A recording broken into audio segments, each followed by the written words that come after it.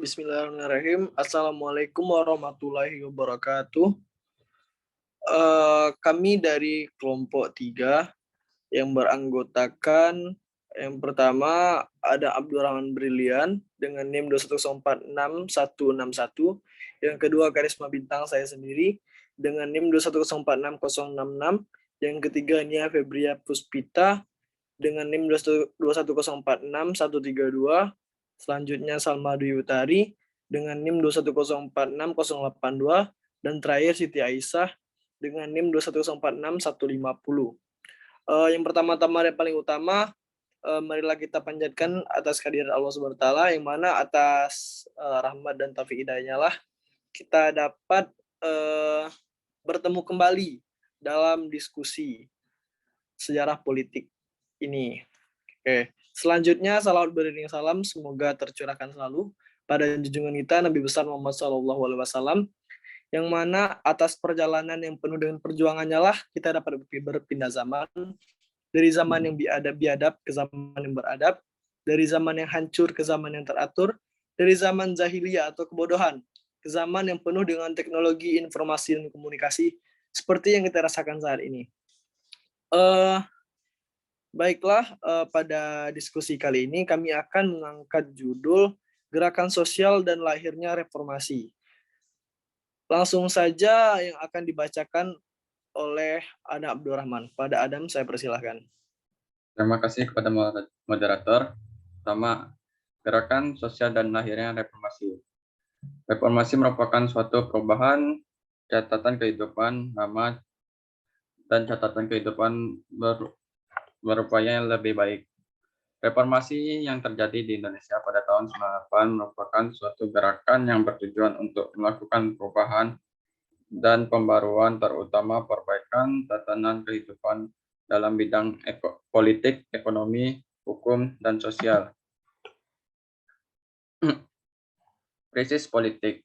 Krisis politik yang terjadi pada tahun 1998 merupakan puncak dari berbagai kebijakan politik pemerintahan Orde Baru. Berbagai kebijakan yang dikeluarkan pemerintahan Orde Baru selalu didasarkan pada alasan pelaksanaan demokrasi Pancasila. Namun yang sebenarnya terjadi adalah merupakan upaya mempertahankan kekuasaan Presiden Soeharto dan kroni-kroninya. Krisis hukum. Rekayasa-rekayasa yang dibangun pemerintahan Orde Baru tidak terbatas pada bidang politik saja. Dalam bidang hukum pun pemerintahan melakukan intervensi. Sekian, saya kembalikan kepada moderator. Terima kasih pada Adam Abdurrahman telah menyampaikan materi pertama. Selanjutnya materi akan disampaikan oleh Siti Aisyah. Pada yang bersangkutan saya persilahkan.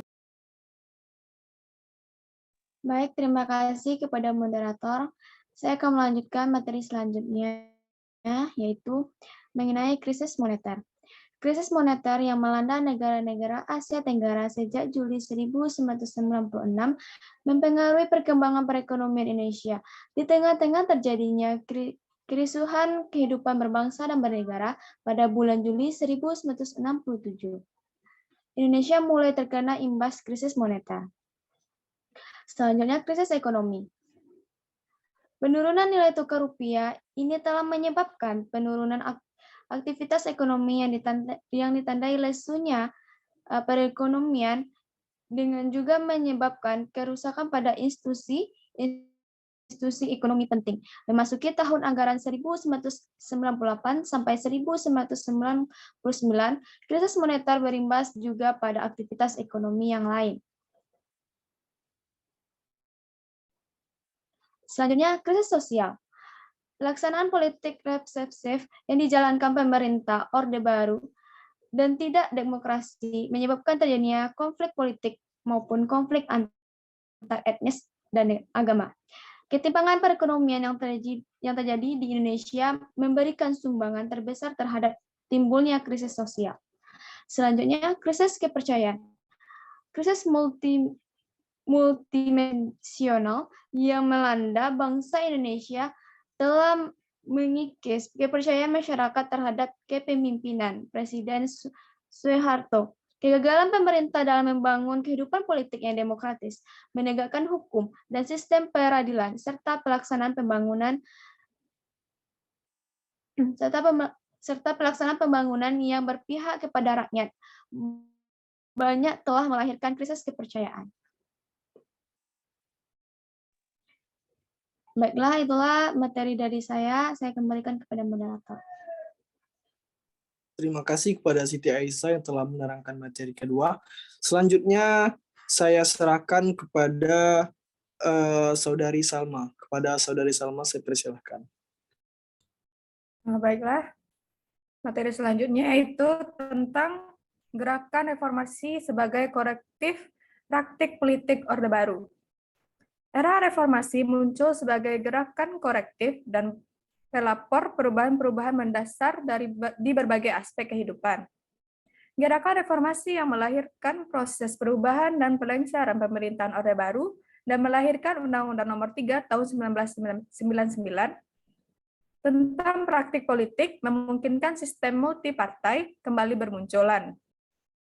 Mirip dengan fenomena lama di mana yang ada hanya janji dan slogan-slogan kepentingan politik sesaat. Meskipun rezim otoriter telah berakhir dan karam, demokrasi telah dibuka secara luas sejalan dengan bergulirnya proses reformasi.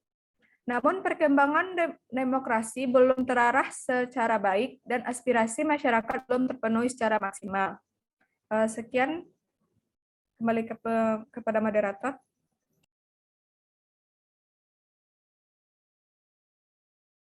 Terima kasih kepada Saudari Salma. Terakhir kesimpulan yang akan disampaikan oleh Saudari Nia Febria Puspita. Kepada yang bersangkutan saya persilahkan.